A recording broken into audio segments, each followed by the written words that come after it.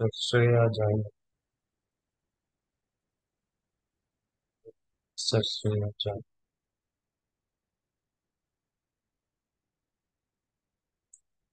It is one.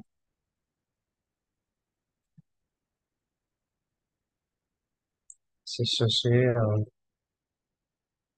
நம்ம கூட நிறைய செஷன்ல join.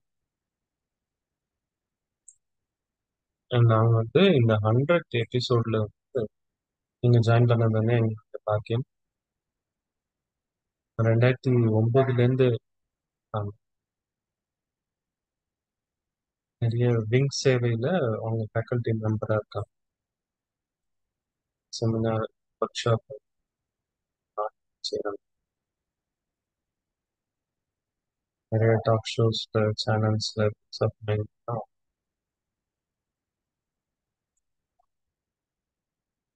Value education, life skills அதை பற்றிலாம் நிறைய பேசுவாங்க. அவங்க வந்து இங்கிலீஷ் லிட்ரேச்சர்ல கிராஜுவேட்.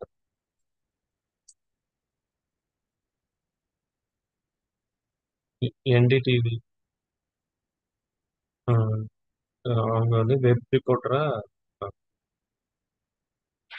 சிஸ்டர் தீபா வந்து பிரம்ம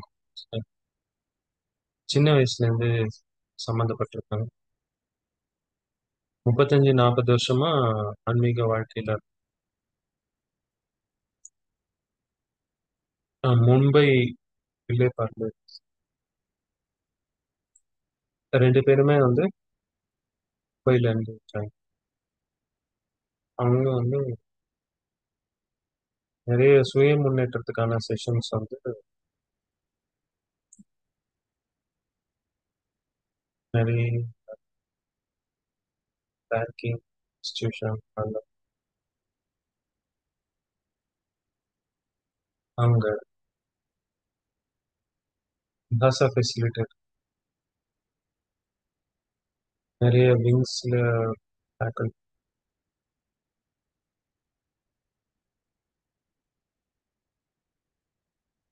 ராஜயோகா கோர்ஸ் கவுன்சிலிங் கூட கொடுக்குறாங்க ஒரு தனியாப்பட்ட பயிர்.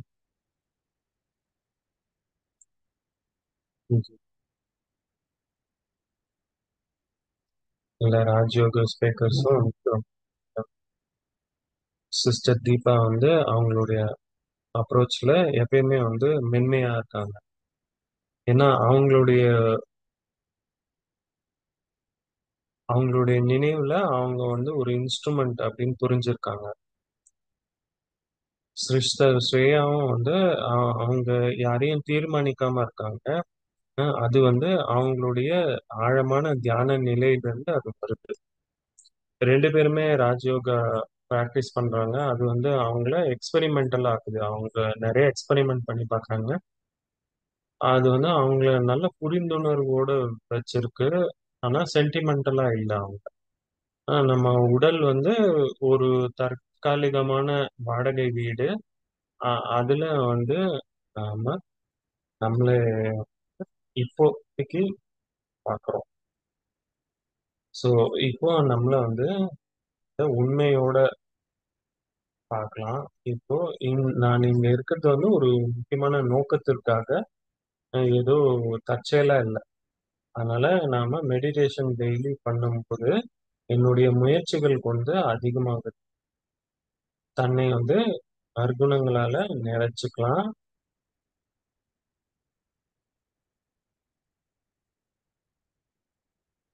சிஸ்டர்ஸ் இப்போ வந்து ஸ்டார்ட் பண்ணலாம்னு நினைக்கிறேன். ஜாயின் பண்ண அதுக்கு ஸ்டார்ட் பண்ண சாந்தி. நீங்க எப்பயுமே சந்தோஷமா இருக்கு. இந்த குழுல இணையது. அப்புறமா பிரதருக்கு ரொம்ப நன்றிகள்.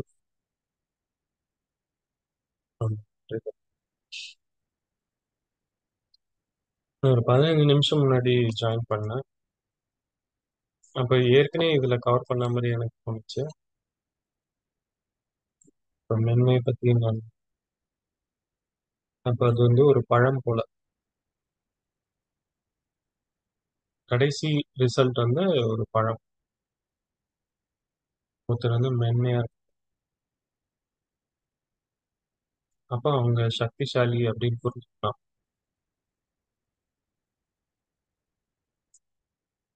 எந்த தேவதை கிட்ட பார்த்தாங்க? அவங்க கையில வந்து ஆயுதம். 8 சக்திகள் மட்டும்.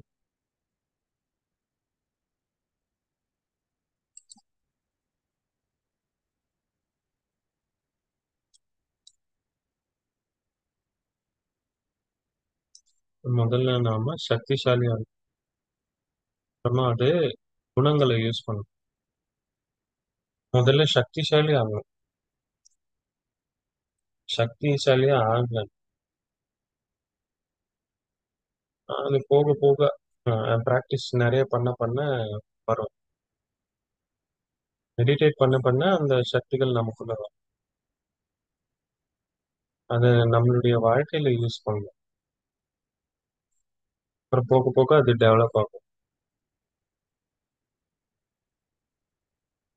அப்போ போக போக டெவலப் ஆக ஆக நமக்கு பொறுமை சக்தி அதிகமா இருக்குன்னு. அப்போ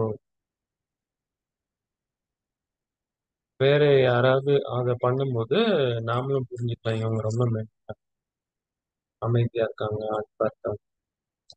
ஒரு சில நேரத்துல மென்மையா இருக்க.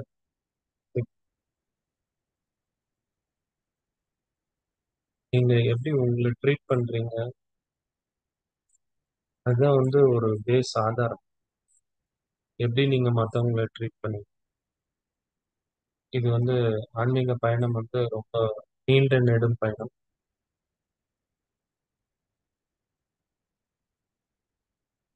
அது பாபாவும் முரளியில சொன்னாரு, நினைவு தான் வந்து ரொம்ப கஷ்டமா இருக்கு. நம்ம வந்து யுத்த காலத்துல அப்போ மிஸ்டேக் பண்றது, நாம ஃபெயில் ஆகுறது கடைசியில நாம பர்ஃபெக்ஷன் ரீச் பண்ணுவோம். ஒரு ஒரு போராளி கிட்ட ஒரு தழும்பு இல்லாம இருக்காது. அப்ப அதை உயர்ந்த பயணம். நான் யாரையும் குறை சொல்லல. அந்த பொறுப்பை வந்து என்ன நானே மாத்தி ஜாதிஜாமிக்கு சொன்னேன். நீங்க 3 விஷயம் தேவை.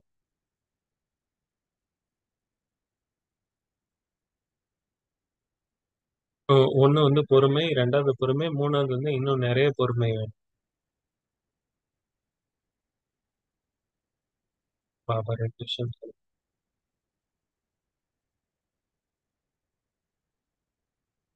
ரியலைசேஷன் சுய உணர்தல் வந்து தேவை. ஆனா அதுல வந்து கில்ட்டி ஃபீலிங்ல போகக்கூடாது. அங்க வந்து இன்னும் நிறைய எனர்ஜி வேஸ்ட் ஆகுது. அப்ப அலட்சியமாவும் இருக்கக்கூடாது, சோம்பேறித்தனமா இருக்கக்கூடாது. பாபா சொல்றாரு போனது போகட்டும். நாளையில இருந்து ஒரு ரொம்ப உறுதியான எண்ணம் உருவாக்குங்க. நான் இனிமேல் என்னுடைய நேரத்தை வீணாக்க மாட்டேன். நான் எவ்வளவுக்கு எவ்வளோ நான் எனக்கே மென்மையா இருக்கிறது. அப்ப மத்தவங்கள பார்க்கும்போதும் ரொம்ப மென்மையாவும் இருக்க முடியும். ஏன்னா யாருமே இன்னும் சம்பூர்ணமாகல.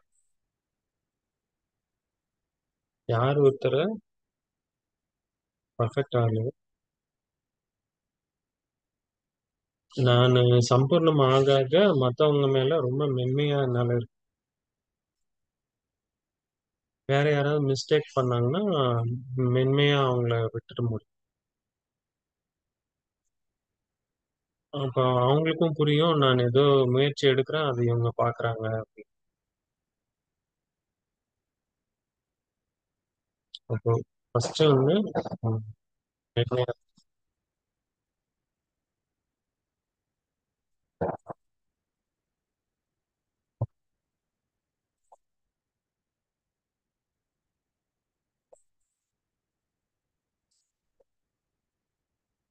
அப்போ பாபா வந்து எல்லாருடைய குணங்களையும் பார்க்க சொல்றாரு.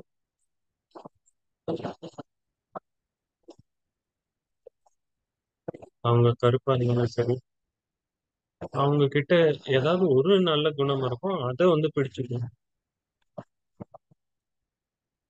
அவங்களுடைய ஆட்டிட்யூட் என்னன்னு செக் பண்ணணும். இது வந்து ரொம்ப கான்ஷியஸ் எஃபர்ட். ஏன்னா நாம யார் கூட பழகுறோமோ அவங்களுக்குள்ள நிறைய கார்மிக் அக்கௌண்ட்டும், ஏன்னா அந்த இந்த ஆழமான கணக்கு வழக்கு வந்து இருக்கும். ஏன்னா ஒரே ஒரே தப்ப வந்து ஒரு நபர் செய்யும்போது உங்களுக்கு எந்த பாதிப்பும் இருக்காது. இன்னொருத்தர் அது செய்யும்போது இன்னும் நிறைய பாதிப்பு ஏற்படும். ஒரே விஷயம் தான். ஆனா 2 வேற வேற நபர் பண்ணும்போது வித்தியாசம் வருது. ஏன்னா அங்க ஆழமான கணக்கு வழக்கு இருக்கு. அப்போ ரொம்ப அமைதியா இருந்து அவங்களுடைய நற்குணங்களை யோசிச்சு பார்க்கணும். ரொம்ப கவனம் கொடுத்து அவரோட தொடர்புல வரும்போது அவங்கள அப்படி பார்க்கணும். ரொம்ப கருணையோட அவங்க பார்க்கணும். அதுதான் வந்து ரொம்ப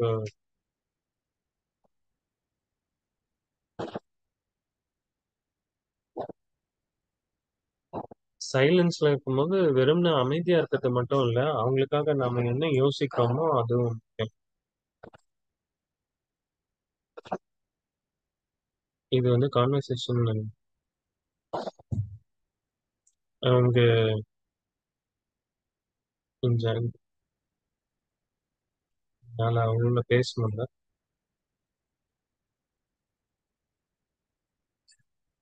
புனேல இருந்து அவங்க மகாராஷ்டிராக்கு வந்துட்டு இருக்காங்க.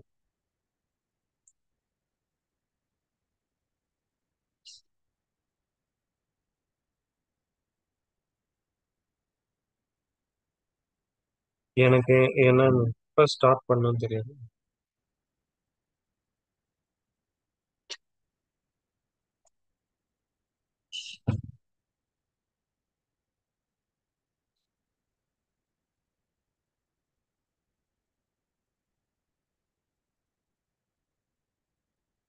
அப்போ உங்களுக்குள்ள உங்களுக்காக நீங்க மென்மையா இருக்கணும்.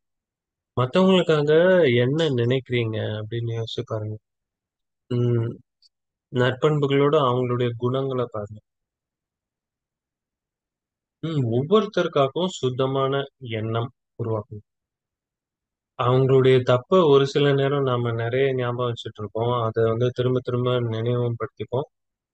அப்போ வந்து கர்மா அக்கவுண்ட் வந்து அதிகமாயிட்டே போகும். ஒரு சில நேரம் நிறைய நெகட்டிவ் யோசிச்சதுனால நிறைய, ஆனா நல்லதா சொல்லுவோம். ஆனா அவங்க ரியாக்ட் பண்ணுவாங்க. ஏன் நான் ரொம்ப மென்மையா இருந்தேன், நான் இதெல்லாம் சொன்னேன். ஆனா நான் திரும்ப வர விஷயம் வந்து நான் என்னெல்லாம் நெகட்டிவ் யோசிச்சேனோ அதுக்கு திரும்ப வருது. ஏதாவது சொல்லணும்னா கூட முதல்ல அந்த உறவை வந்து மனசுல உருவாக்கணும். ஏன்னா உறவு வந்து மனசுல இருக்கு, வெறும்னு உங்க வார்த்தையில கிடையாது. அப்ப அங்க மாட்டினீங்கன்னா நம்ம மனசுலயே வந்து நிறைய எஃபர்ட் வந்து சைலன்ஸ்ல போடணும். அப்ப அது நீங்க பேசும்போது அவங்க சொல்லும்போது அவங்க வந்து ரெஸ்பான்சிவா இருப்பாங்க. வேற இன்னொரு விஷயம், வேற யாருக்காவது கரெக்ஷன் கொடுக்குறீங்கன்னா அப்போ மென்மையா இருக்கணும். பிரம்மா பாபா வந்து சொல்லி கொடுத்த படிப்பினைகள் பாக்குறாங்க. எல்லாருமே பர்ஃபெக்ட் அவரை சுத்தி இருந்தவங்க. அப்ப பாபா வந்து ஒரு குழந்தைக்கு அப்படி ஹெல்ப் பண்ணாரு. பாபா யாருடைய தப்பா சொல்லும்போது அந்த குழந்தையோட அமர்ந்து உட்காந்து முதல்ல அவங்கள அப்ரிஷியேட் பண்ணாங்க, கரெக்ஷன் சொல்றதுக்கு முன்னாடி. அது வந்து அவங்களுடைய சுயமரியாதையை அதிகரிச்சது. அவங்களுடைய மிஸ்டேக் சொல்றதுக்கு முன்னாடி அவங்களுடைய கான்சியஸ்னஸ் முதல்ல அதிகமாக்கணும். அப்பதான் அவங்களால அவங்க மிஸ்டேக்க கூட ஒத்துக்க முடியும். அவங்களுக்கு நிறைய அன்பு, அ மரியாதை குடுத்தாங்க. அப்புறமா 1, 2 லைன்லயே என்ன சொல்லணுமோ அத சொல்லி முடிச்சுருவாரு. எந்த சேஞ்ச் வேணுமோ. அப்போ மத்தவங்களுக்கு கரெக்ஷன் சொல்றோமோ, நான் ரொம்ப ஷார்ட்டா இருக்கணும். நான் அத வளர்த்துக்கிட்டே இருக்கக்கூடாது. 5, 10 நிமிஷம்னு. அவங்களுடைய வீக்னஸ் நமக்கு ஏற்கனவே டிஸ்டர்பன்ஸ் கிரியேட் பண்ணியிருக்கலாம். அவங்களுடைய வீக்னஸ் டிஸ்டர்ப் ஆகலன்னா, அது அவங்கள மாத்தணும்ன்றது தான் அந்த எண்ணம்னா, அவங்கள கரெக்ட் பண்ணுங்க.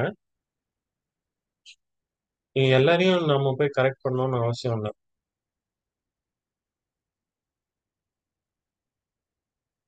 ஒரு பெற்றோரா இருக்கும்போது சொன்னோம் இல்லையா?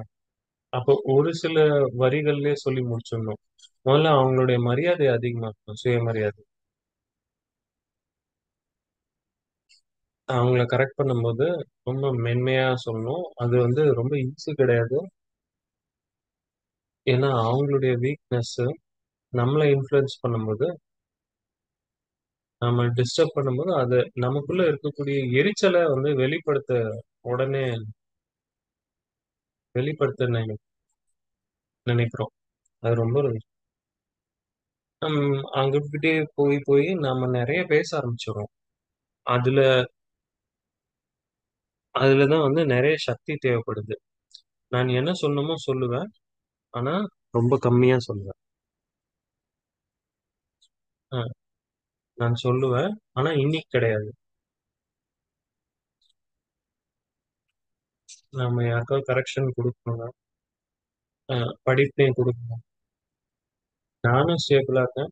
அவங்களும் ஸ்டேபிளா இருக்கேன். அந்த மாரி சந்தர்ப்பம் பார்த்து தான் சொல்லணும். 2 பேரும் யாரோ ஒருத்தர் டிஸ்டர்பா இருக்காங்கன்னா சொல்ல முடியாது.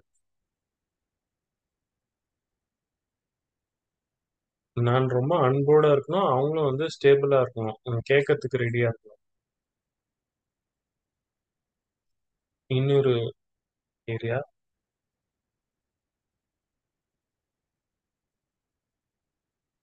நான் வந்து நேர்மையா இருக்கேன்.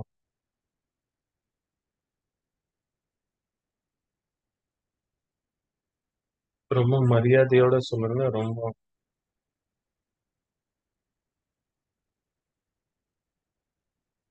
நீங்க சொல்றது சரியா இருந்தாலுமே,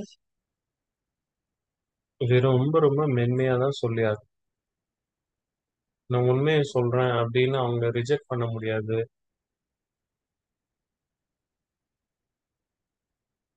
நீங்க வந்து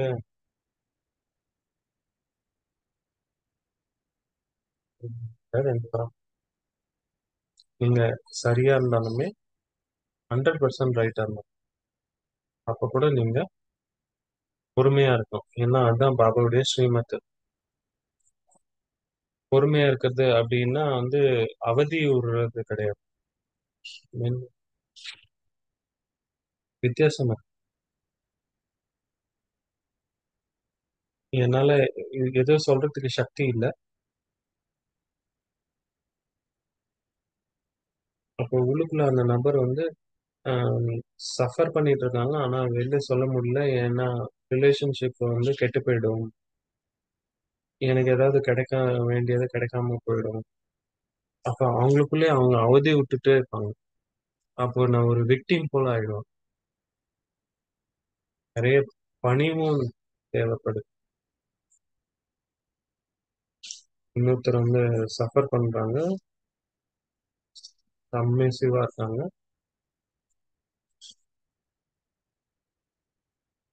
சில நேரம் அவங்களுக்கு லேபிளும் குடுப்பாங்க. அதாவது அவங்கள அப்படியே அவங்களோட இம்ப்ரஷன் சொல்லுவாங்க. இவங்க ரொம்ப பொறுமையா இருக்காங்க. எல்லாத்தையும் உள்ளுக்குள்ள எடுத்துக்கிறாங்க. அவங்க ஏதாவது சொல்லணும்னா கூட அ சொல்ல மாட்டாங்க. உள்ளுக்குள்ளேயே வச்சுப்பாங்க. எல்லாரும் வந்து அவங்க டாலரண்ட், பொறுமையாசாலின்னு சொல்றாங்க. அதுக்கப்புறமா வந்து ஐடென்டிஃபை உள்ளுக்குள்ள நெறைய டிஸ்டர்பன்ஸ் இருந்தது. டாலரன்ஸ் பொறுமைன்னா வந்து அப்ப அமைதியா இருக்காங்க. டிஸ்டர்ப் ஆகல. யாரோ ஏதோ சொல்றாங்க, இருந்தாலும் அதுல டிஸ்டர்ப் ஆகல, அமைதியா இருக்கோம்னா அப்போ பொறுமை. நம்ம எல்லாரும் சொல்ல சொல்ல அவங்களுக்குள்ள பேச மாட்டாங்க. ஆனா உள்ளுக்குள்ள அந்த அவதி அனுபவம். அப்போ அவங்களுக்கு ஸ்கின் டிசீஸ் வர ஆரம்பிச்சிச்சு. ஸ்கின் டிசீஸ் ஏன் வந்ததுன்னு புரியாம டாக்டர் கிட்ட சொன்னா காட்டினா அது அந்த அவதியை வந்து உள்ளுக்குள்ளேயே வச்சுட்டு கொல்லாம அது வந்து ஸ்கின் டிசீஸா வர ஆரம்பிச்சிட்டு எல்லாருக்குமே ஷாக்கா இருந்தது. ஒரு சில நேரம் நாம நேர்மையா இருக்கலாம். நாம வந்து சொல்லணும். காஞ்சி சொல்லுங்க, எஸ்ன்னு சொல்லுங்கன்றது. நம்ம வந்து எஸ் சொல்லணும். நம்ம வந்து பாபாக்கு சரண்டர். பாபாவுடைய ஸ்ரீமத்துக்கு எஸ் சொல்லணும். நம்ம ஒரு சில எல்லாரையும் ஏத்துக்கணும். ஆனா பாபாக்கு தான் சரண்டர் ஆகணும். எல்லாருக்கும் எஸ் சொல்ல முடியும்.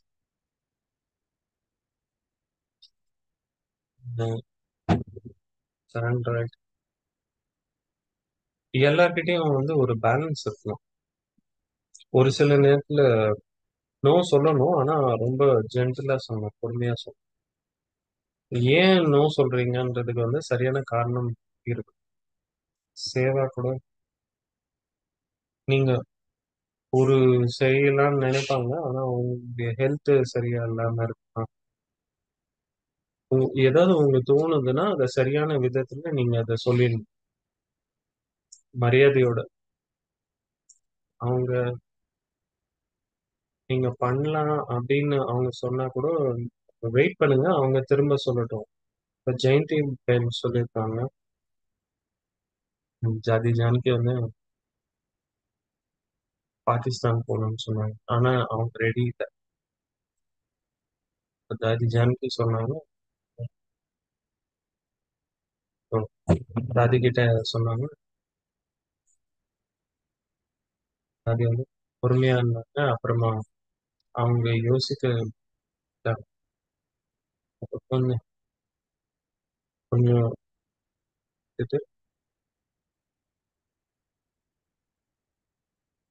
அப்ப கொஞ்சம் ரெடியா இருந்தாங்க. நிறைய வேலை இருக்கு அப்படின்னு சொன்னாங்க. அதுக்கப்புறமா தாதி வந்து விட்டாங்க. அப்புறமா இன்னும் கொஞ்சம் நேரம் கழிச்சு மறுபடியும்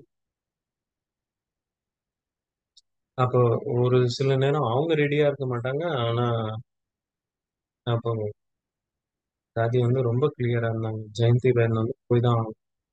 அப்போ அவங்க டைம் எடுத்துக்கிட்டாங்க. அது 3 நாலு வாட்டி அப்போ அவங்க ரெடியா 3 வாரமோ 4 வாரம் அப்புறமா திரும்ப வந்தவங்க அப்போ ரொம்ப நல்ல எக்ஸ்பீரியன்ஸா இருந்துச்சு சொன்னாங்க. அப்போ அந்த முழு ஜேர்னியில ரொம்ப பெருசா வளர்ந்தது போல அவங்க உணர்ந்தாங்க. ஒரு சிலர் அவங்க பார்க்க வேண்டியிருந்தது. அதுக்கப்புறமா நம்ம டிராமா வந்து ரொம்ப நன்மை செய்யும்.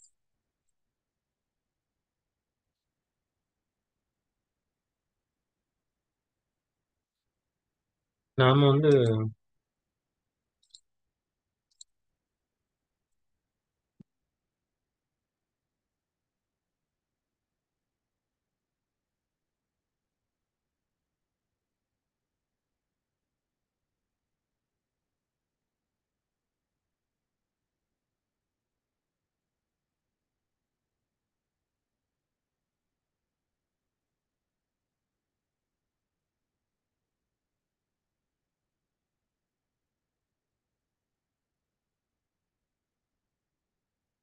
இப்போ தாட்டி வந்து திரும்ப சொன்னாங்க.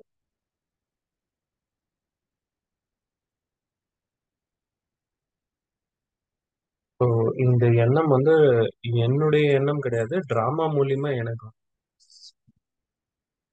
இந்த எண்ணம் எனக்குள்ள வந்ததுன்னா அப்ப டிராமாக்குள்ள இருக்கு. அப்ப இது நடந்துதான் ஆகும்.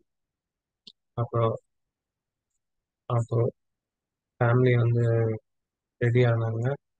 அப்போ நம்ம சீனியர்ஸ்லாம் பார்த்தோம். எல்லாருமே வித்தியாசமானவங்க தான்.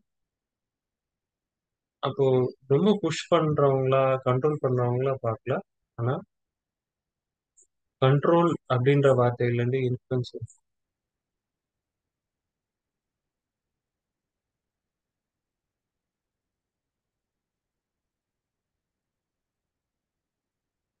அப்போ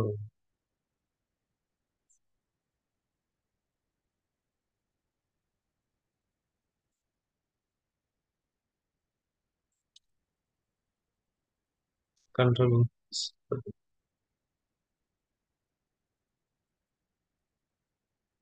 அப்போ யாரையும் கண்ட்ரோல் பண்ண வேணாம். ட்ரூ லீடர்னா அவங்க கண்ட்ரோல் பண்ண மாட்டாங்க. ஆனா இன்ஃப்ளூயன்ஸ் பண்ணுவாங்க. இப்போ இன்ஃப்ளூயன்ஸ் அப்படின்னும்போது ரொம்ப மென்மையா இருக்கும். கண்ட்ரோல்னா வந்து இது நீங்க செஞ்சுதான் ஆகணும். இப்பவே நடக்கணும் அப்படி. என்னுடைய வழியில நடக்கும். அப்போ மென்மையா இருக்கும்போது மத்தவங்க மேல நம்பிக்கையோட இருக்கிறது.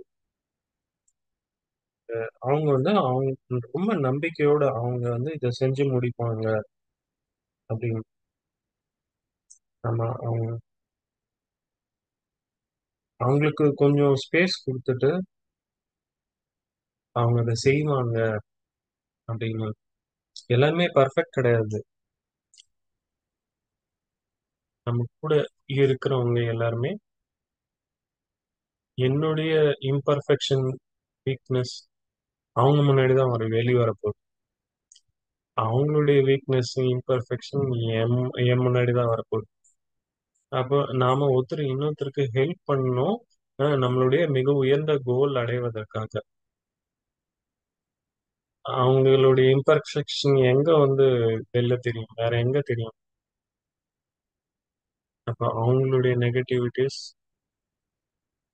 நான் டீல் பண்ணும். என்னுடைய நெகட்டிவிட்டிஸ அவங்க டீல் பண்ணும். அப்போ எதையும் பிடிச்சுக்கிட்டு இருக்கக்கூடாது. அது தாதிஜியோட வாழ்க்கையில பார்த்து தாதி பிரகாஷ்னு சொல்லுவாங்க. இன்னியோட டிராமா முடிஞ்சுது. டிராமா நாளைக்கு என்ன வருதோ அது அப்புறமா பார்த்துக்கலாம். இன்னைக்கு டிராமா முடிஞ்சது. அப்போ ஃபுல் ஸ்டாப்.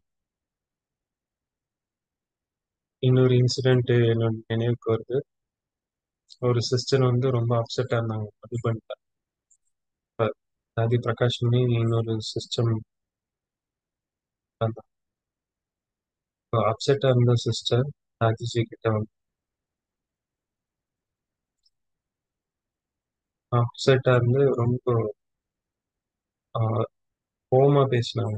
தாதிஜி வந்து ரொம்ப பதிலே சொன்னேன். அதுக்கப்புறம் தாதி அந்த சிஸ்டர் கிளம்பிட்டாங்க.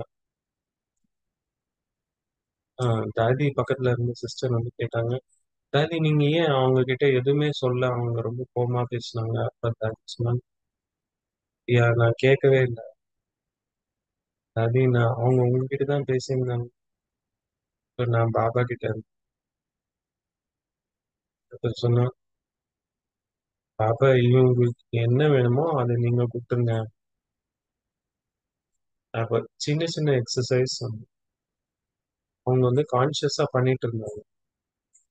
யாரோ ஒருத்தர் கோவமாவோ அவங்க இன்சல்ட் பண்ணாங்கன்னா சரி. அப்ப அவங்க அங்க இல்ல. அவங்க பாபா கிட்ட பறந்துட்டாங்க. பாபா கிட்ட இருந்து லைட் எடுத்துட்டு வந்தாங்க. டிட்டாச்சாவும் இருந்தாங்க, அன்பாவும் இருந்தாங்க. டிட்டாச்சுடுனா அவங்களுடைய நெகட்டிவிட்டி நம்ம மேல தாக்கம் ஏற்படுத்தாம பார்த்துக்கிட்டாங்க. தன்னுடைய குட்னஸ் வைப்ரேஷனை வந்து வைப்ரேட் பண்ண முயற்சி பண்ணாங்க. அந்த ஆத்மாக்கு என்ன தேவையோ அதை நீ கொடுத்துருன்னு பாபா கிட்ட சொன்னாங்க. நாம வந்து ஒரு சில நேரம் வழியில இருந்து இதெல்லாம் பண்ணுவோம் இல்லையா? அப்போ நம்ம வந்து பெஸ்ட் சப்போர்ட் என்ன கொடுக்க முடியும்னா,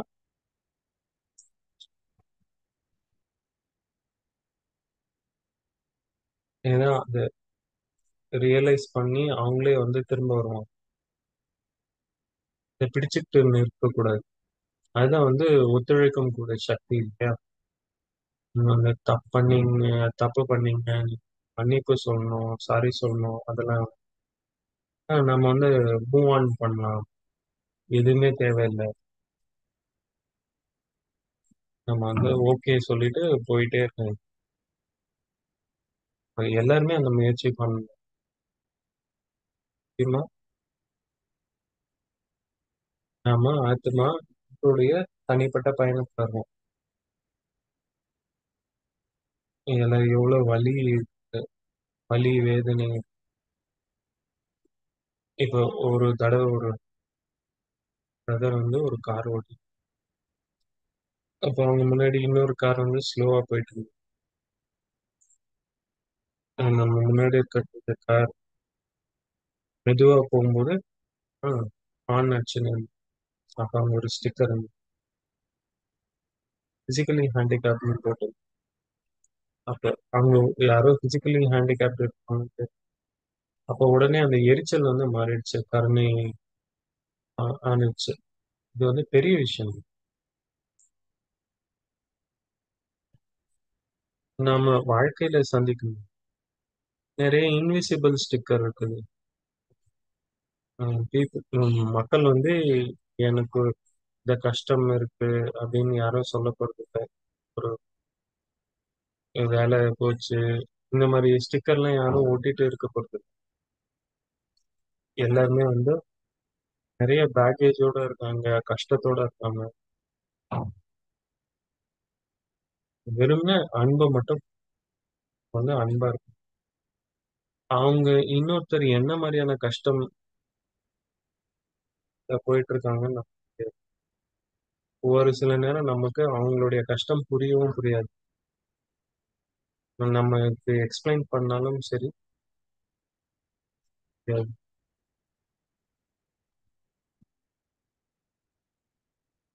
அப்போ இது வந்து நீங்க அவங்க நமக்கு எக்ஸ்பிளைன் பண்ணுவாங்க. ஆனா நம்ம வந்து கேள்வி கேட்போம். புரியாம நம்ம கேள்வி கேட்க ஆரம்பிச்சோம். அப்பதான் அப்பதான் எனக்கு புரிஞ்சது, அவங்க எக்ஸ்பிளைன் பண்ணாலும் நமக்கு புரியல. ஏதோ ஒரு அவங்க ஏதோ வழியில இருந்தாங்க அப்படின்னு தான் புரியும். யாரோ ஒருத்தர் வழியில இருந்தாங்கன்னா அவங்க வலியோடைய வைப்ரேஷன்ல இருப்பாங்க. யாரோ ஒருத்தர் அன்பா இருக்காங்க, அவங்க கிட்ட இருந்து அன்பு தான் வழியும் இல்லையா? இப்போ அவங்களால அன்பு கொடுக்க முடியலன்னா அப்ப அவங்க ஏதோ வழியில இருக்காங்கன்னு அர்த்தம். அப்ப ஏதோ ஒரு வசப்பட்டு இருக்காங்க. ஒண்ணு அவங்க சன்ஸ்கார் வசப்பட்டு இருக்காங்க. யாருக்காவது உத முடியலனாலும் அவங்கள வெறுக்கவாது செய்யாது.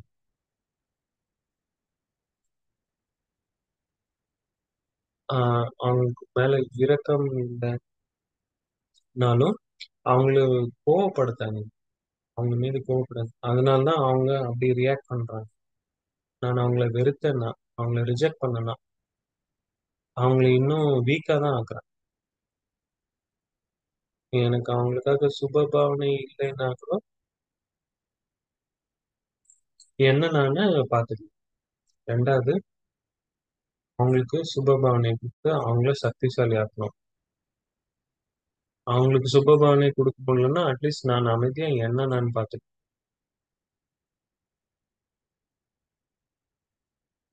இதன் காரணமா எனக்கு நான் நெகட்டிவா எனர்ஜி எனக்கு நான் எடுக்க கூடாது. அவங்களுக்கு பாபா கிட்ட இருந்து சக்தி வாங்கி என்ன வேணுமோ அதை கொடுத்துருங்க அப்படின்னு சொல்லணும். நீங்க ஒரு பொழுதும் ஜட்ஜா அவங்கள வந்து மாறவே மாட்டாங்க அப்படின்லாம் நீங்க முடிவு பண்ண கூடாது. பாபா தான் ஜட்ஜு. அவங்க கண்டிப்பா மாறுவாங்க அப்படின்ற எண்ணம் மட்டும் வேணும். நானு உலகத்தையே மாத்த போறேன்.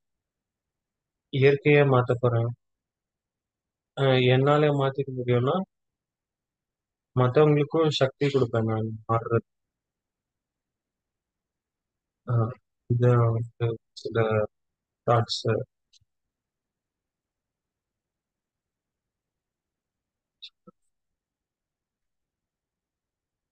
நன்றிகள் சிஸ்டர்.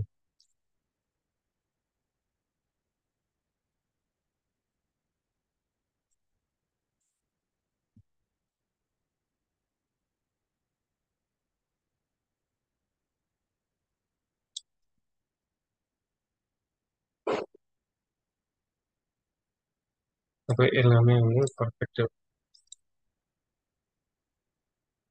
டாக்டர் அர்ஷத் மேத்தா ரெண்டு பேரும் வந்து சர்ஜிக்கல் ஸ்பெஷாலிட்டியில இருக்காங்க.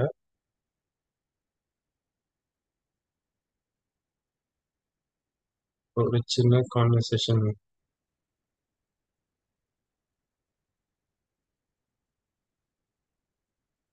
இப்போ டாக்டர் மேத்தா ஸ்டார்ட்.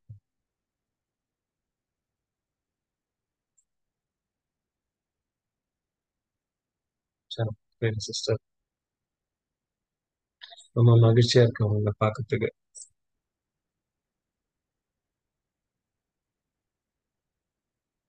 ஸ்ரேயாபயனோட அவங்க மகிழ்ச்சி, மென்மை தன்மையினுடைய சொரூபம். இந்த தாதி பத்தி சொல்லும்போது நான் வந்து எல்லா தாதிகளையும் பார்த்திருக்கேன்.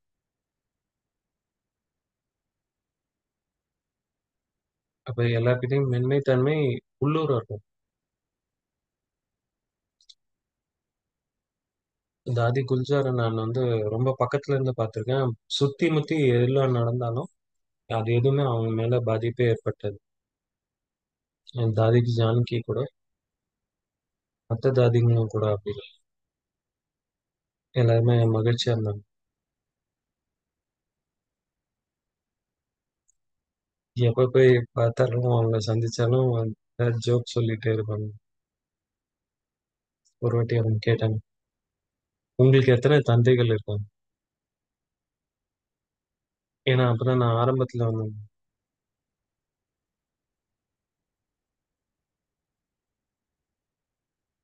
எல்லாமே இருக்கீங்க. ரெண்டு தந்தை இருக்காங்க. ஆனா மூணு தந்தை. ஒன்னு லௌகிக்கு, பரலோகிக், மூணாவது அலௌகிக். நமக்கு மூணு அப்பா இருக்கு. அதான் அப்பதான் நான் ஃபர்ஸ்ட் டைம் நான் அவங்கள சந்திச்சேன். அப்ப அவங்க கேள்வி கேட்டாங்க. அது ரொம்ப இன்ட்ரெஸ்டிங்.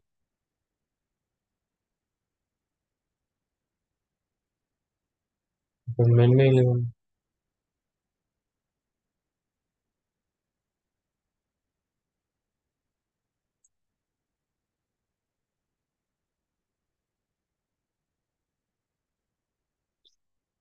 இப்போ இது பிரதர்ஸ் கூட இது பொருந்தும்.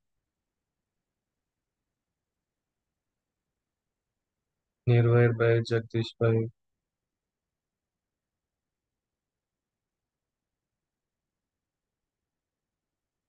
இப்போ ஒவ்வொருத்தர்கிட்டயும் தாதியுடைய அளவுக்கு மென்மைத்தன்மை இல்லை.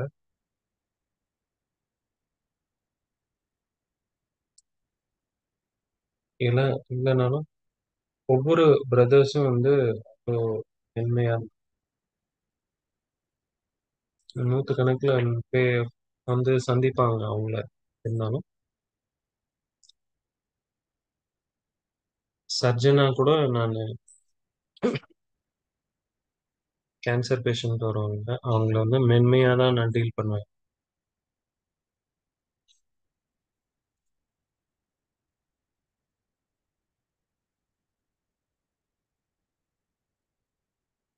எல்லாரும் ரொம்ப கவலையோட இருப்பாங்க.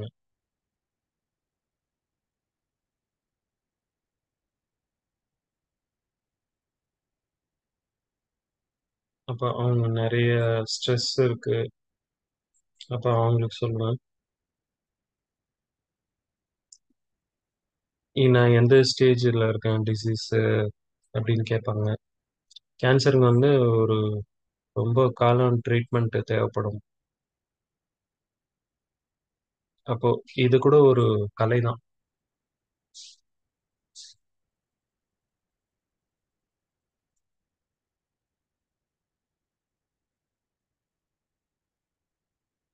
இப்போ இது சரியா சொல்லி அவங்களுக்கு சரியா புரிய வச்சு அவங்க மனசையும் வந்து கொஞ்சம் நிம்மதி அடைய வைப்பேன். ரேடியேஷன்லாம் பண்ணும்போது முடியெல்லாம் போயிடும். நிறைய இன்ஜெக்ஷன்லாம் போடணும். நிறைய நம்பிக்கை இழப்பு எல்லாமே வரும். நிறைய பேருக்கு தெரியும். அவங்க வந்து ரொம்ப ரொம்ப மென்மையா இருக்கணும்.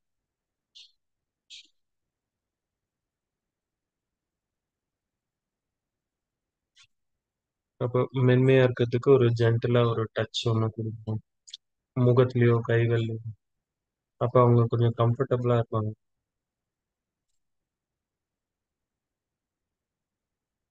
இது நான் வந்து என் பாட்டி கிட்ட இருந்து நான் கத்துக்கிட்டேன். நான் குழந்தையா இருக்கும்போது.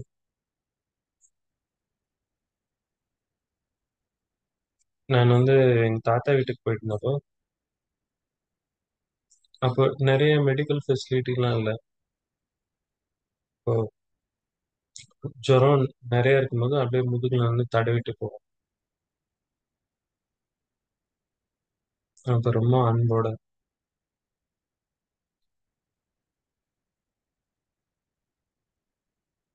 அந்த டச் தான் வந்து திருஷ்டிலையும் சரி, கண்கள் தொடுதல் மூலம் இது வந்து ரொம்ப முக்கியம்னு நினைக்கிறேன். ரொம்ப அன்பும் கருணையும்.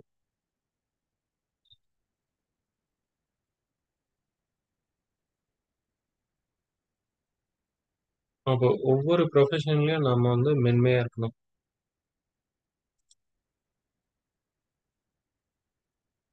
சிம்பத்தட்டிக்காவும் இருக்கணும்.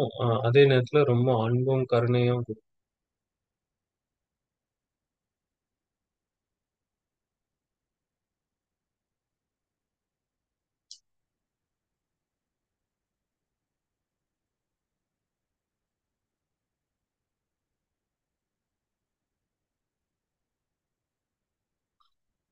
பாபா சொல்லுவாரு. எகத்துல இருந்தவங்களுக்கு ஒரு சில இந்த மென்டல் ப்ராப்ளம்.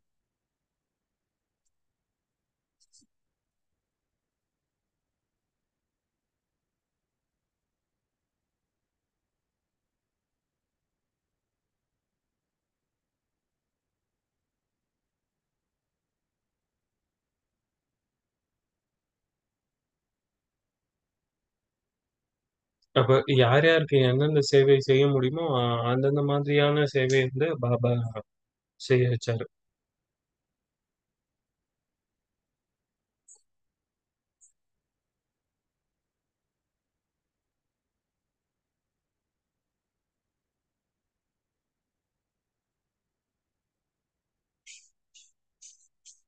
இப்ப இந்தியால வந்து உங்களுக்காக சமைக்கிறதுக்காக ஆள் வச்சுக்கலாம், பாத்துக்கிறதுக்கு ஆள் வச்சுக்கலாம். இது எல்லாத்துக்குமே நிறைய பொறுமை தேவை.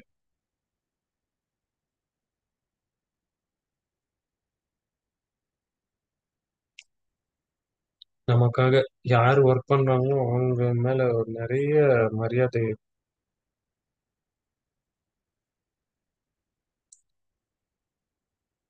யாரெல்லாம் வந்து ஆபரேஷன் ரூம் வந்து மெயின்டைன் பண்றாங்களோ அவங்க மேல எல்லாம் நிறைய மரியாதையும் இருக்கு. அவங்க மேல நிறைய அன்பும் இருக்கு. ஏன்னா அவங்க தான் இது எல்லாத்தையும் பாத்துக்கிறாங்க.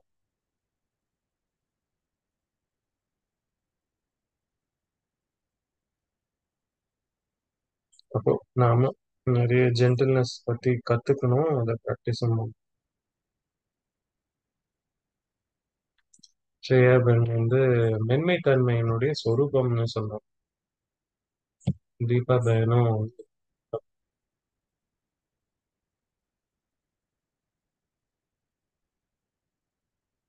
நன்றிகள்.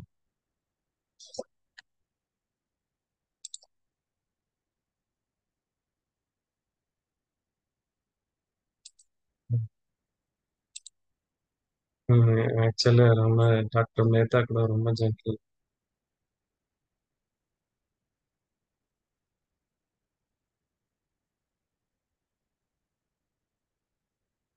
நம்ம பேஷண்ட்ஸ் ட்ரீட் பண்ணும்போது ஒரு சில நேரம் அவங்களுக்கு வந்து ஒரு சிம்டம் சொல்லணும்.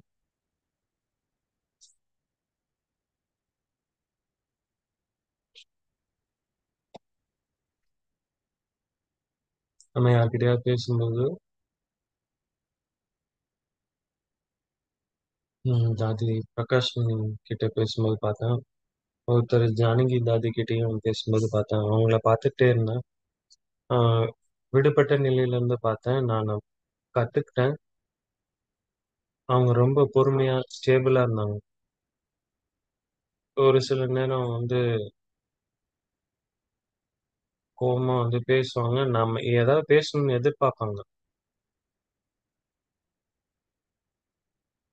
அப்போ அந்த நேரத்துலயும் நாம வந்து ஸ்டேபிளா இருக்கணும். அத வந்து நம்ம கத்துக்கணும். அதுதான் வந்து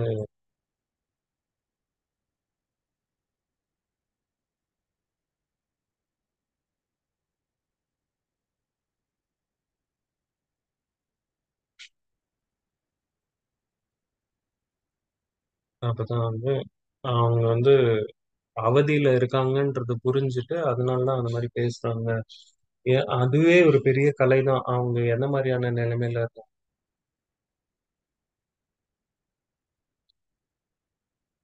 அப்புறமா போக போக அந்த கலைய வந்து நிறைய யூஸ் பண்ணியிருக்கலாம். நீங்க பேசிட்டே இருக்கும்போது ஒரு பாயிண்ட் எனக்கு நம்ம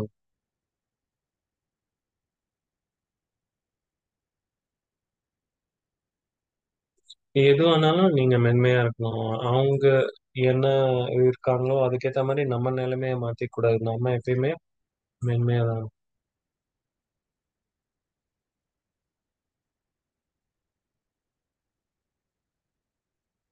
எல்லாருக்குமே வந்து கடினமான சூழ்நிலை வந்து கண்டிப்பா வரும்.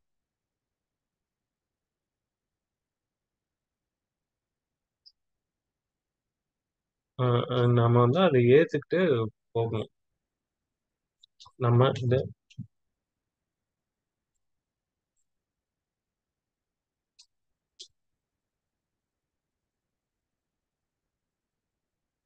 அதனால கொஞ்சம் பொறுமையா இருக்கணும். பேசலனாலும் அமைதியா இருந்துட்டு இந்த ஆதிகள் வந்து பேச மாட்டாங்க. ரொம்ப அமைதியா இருப்பாங்க. இந்த மாரி பிரச்சனை.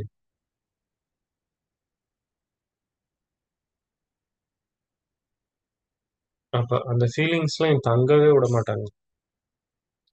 வெளில தள்ளிட்டு அவங்க அமைதியா இருப்பாங்க. இது வந்து நிஜமாவே ஒரு கலை தான். பாயிண்ட்ஸ்லாம் சொல்றேன். நான் ஒரு கொஸ்டின் கேட்கணும்னு. உங்ககிட்ட அந்த மாரி சூழ்நிலைகள்லாம் வரும்போது, எல்லார்கிட்டயுமே இருக்கு. நீங்க அந்த மாரி சூழ்நிலைகள்ல நீங்க எப்படி நடந்துப்பீங்க? இப்போ நான் என்ன புரிஞ்சிருக்கேன்னா,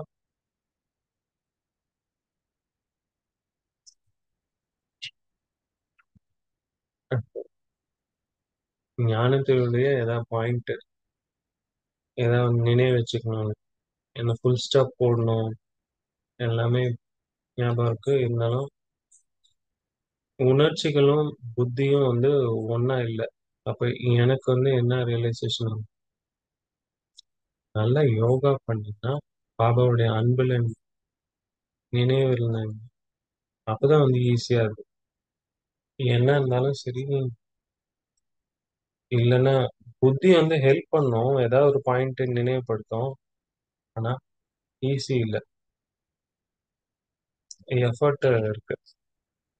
ஆனா பாபாவுடைய அன்புல மூழ்கி இருக்கும்போது, இது வந்து ரொம்ப நேச்சுரலா ஆயிடுது. இப்போ பாபாவுடைய அன்ப டெய்லி அனுபவம் பண்ணணும். அதுல நாம நிரப்பிக்கணும். அப்புறமா அது நாம நேச்சுரல் ஆயிடுவோம். மத்தவங்கள அப்படி ஏத்துக்கிறதுக்கு அவங்களுக்காக சுப பாவனை, ஞானம் ஹெல்ப் பண்ணும். ஆனா ஒரு அளவுக்கு தான்.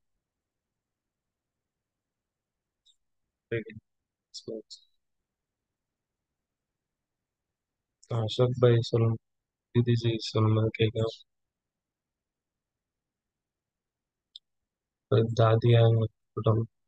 ரொம்ப நீண்ட கால ஒரு இம்பாக்ட் உருவாக்கியிருக்காங்க. மதர் தெரேசாவோ, நெல்சன் மண்டேலாவோ எல்லாருமே வந்து ரொம்ப மென்மையா இருந்திருக்காங்க.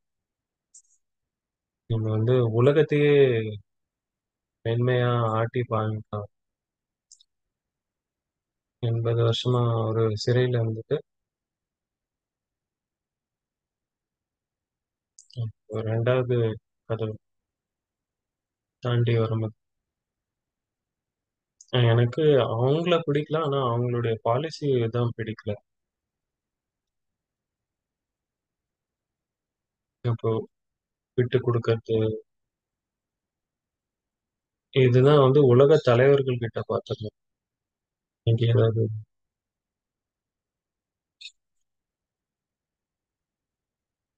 நான் இது வரைக்கும் இல்ல. நேரா இருக்கிறவங்களுடைய குணங்கள் குவாலிட்டி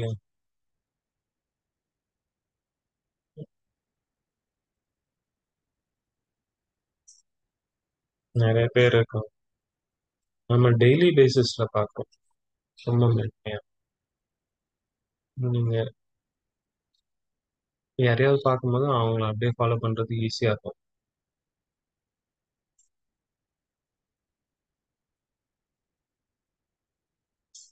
அப்ப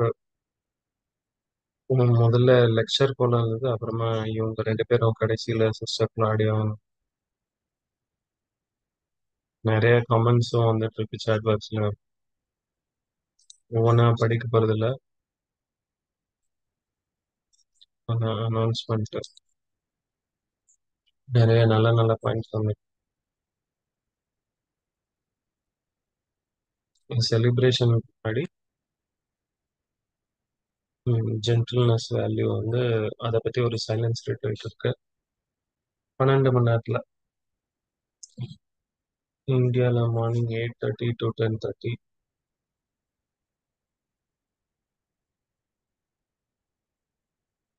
எல்லாருமே ஜாயின்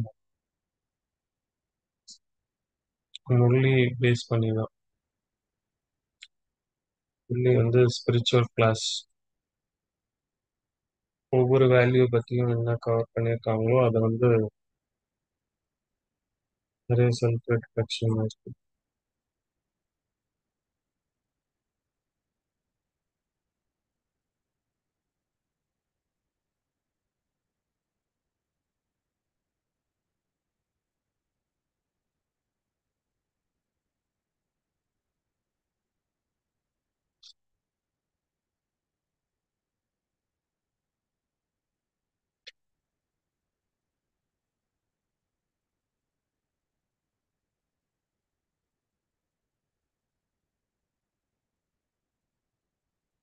இப்போ பிரிஜ்மோன் பாயும்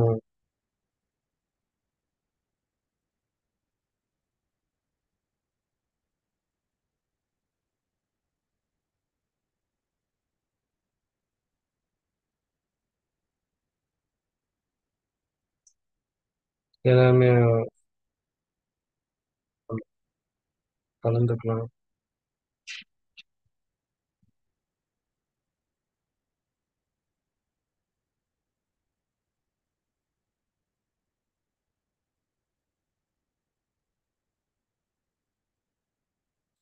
Tania Rich Montreal, sister Sharona Israel, நிறைய ஸ்டோரிஸ் இருக்கு சொல்றதுக்கு அவங்க.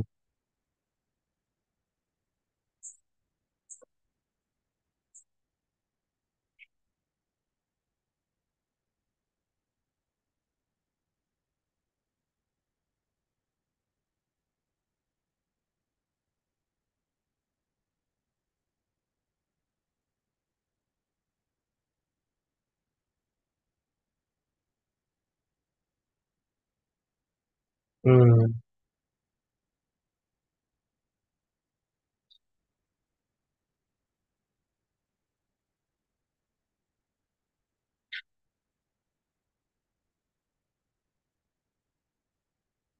நீங்க 100 எபிசோடுக்காக கங்க்ராச்சுலேஷன்.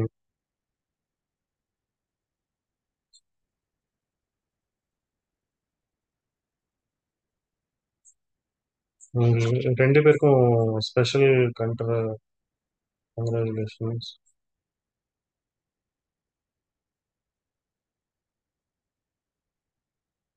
இது ஒரு பெரிய லேண்ட்மார்க் தான் சொன்னோம்.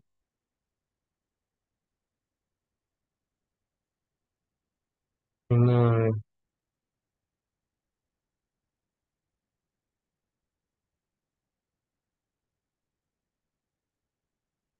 வந்து பெரிய வேலை தான்.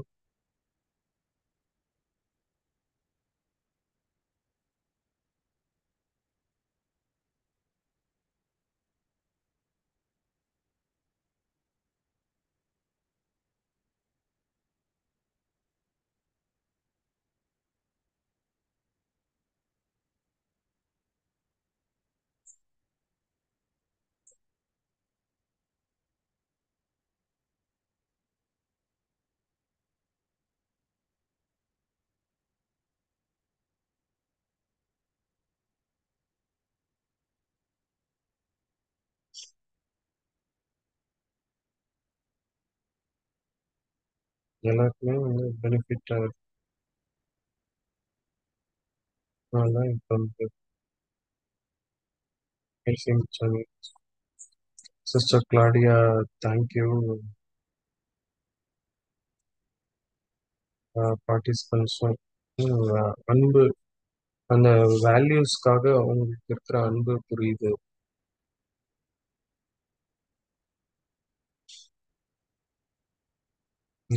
டிரான்ஸ்லேட் பண்றவங்க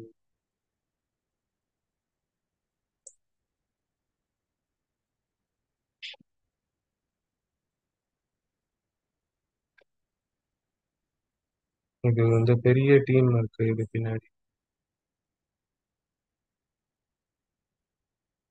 எல்லாருமே அவங்கவுங்க வேலையை ரொம்ப தீவிர பார்க்குறாங்க. நிறைய லாங்குவேஜஸ்ல இருக்கு இது. நல்ல-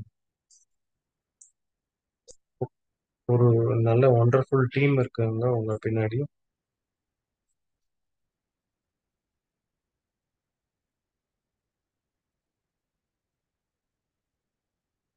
இப்போ டீமுக்கும் தேங்க்ஸ்.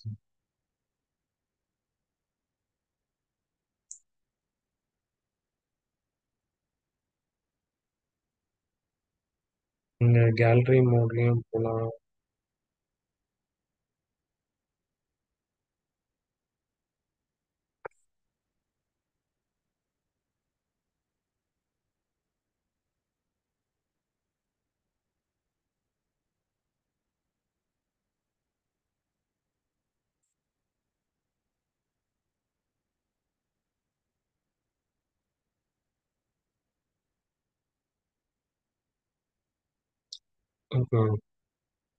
க்ளோசிங் மெடிடேஷனுக்கு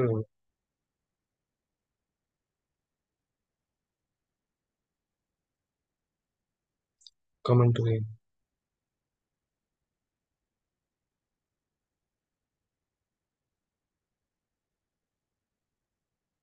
ஒரு சில நொடிகளுக்கு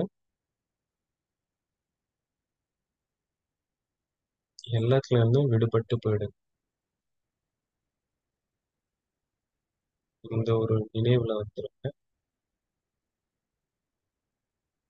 நான் வந்து அமைதியினுடைய ஒரு தூய்மையான ஒரு ஒளி சக்தி. நான் தேர்ந்தெடுக்கப்பட்டவன். ஆமா. என்னை ரொம்ப மென்மையா எனக்கு பாலனை கொடுத்துட்டு இருக்காரு. என்னை மாத்திட்டு இருக்காரு.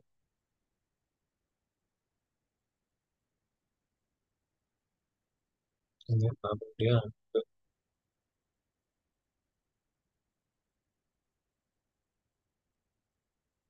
இது என்ன முன்னேற்றிக்கிட்டே போகுது.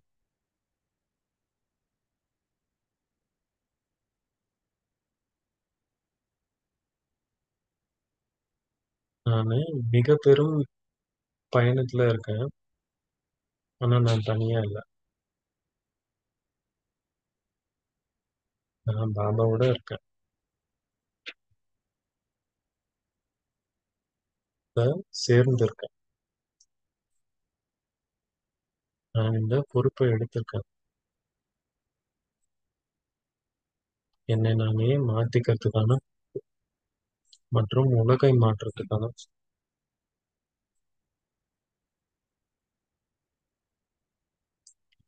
எவ்வளவு பாக்கியசாலி நான்.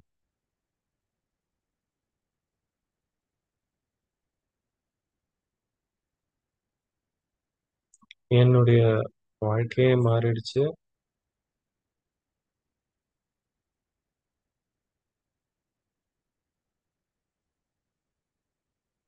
எனக்கு இப்ப தெரியும். எல்லாமே வந்து பர்ஃபெக்ட்டா.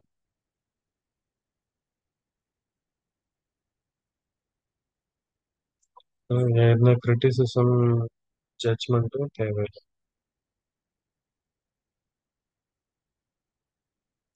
ட்ராமாவுடைய முழுமையா நீ ஏத்துக்கிற.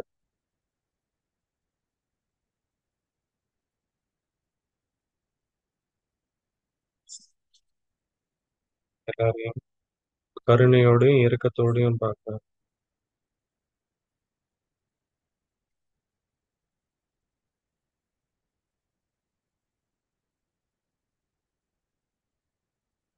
எல்லாருமே வந்து ஒரு நீண்ட நெடும் பயணத்துல இருக்காங்க. நிறைய வழியில இருக்காங்க. வேதனையில இருக்காங்க. அவங்களுக்கே கூட அவங்கள புரியல.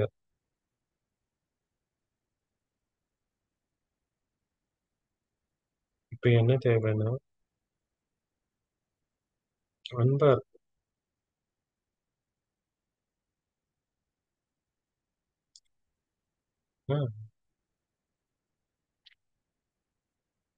ஏன்னா நமக்கு ஒரு க்ளூவும் இல்ல. அவங்க என்ன கோ த்ரூ பண்ணிட்டு இருக்காங்க.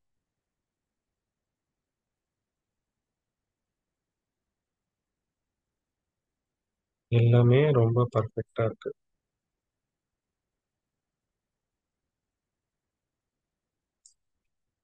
யாருமே வந்து நம்மள பிடிச்சு வைக்கல.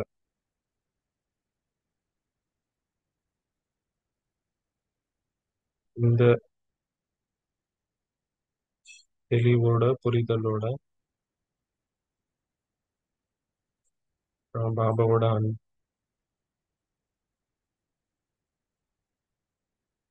நான் வந்து இந்த உறுதியான எண்ணத்த உருவாக்குறேன். ரொம்ப மென்மையா என்னுடைய சார் வார்த்தை செயல்ல.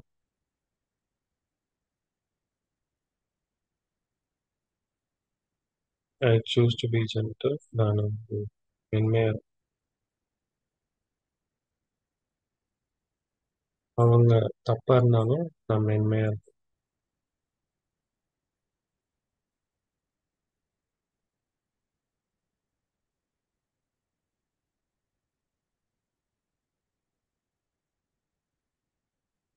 ரொம்ப அன்பா பதில் சொல்லுவேன்.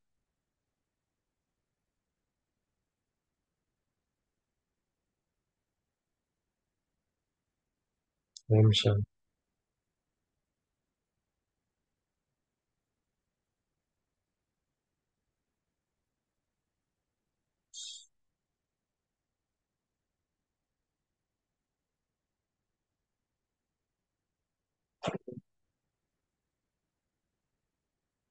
ரொம்ப சந்தோஷம்.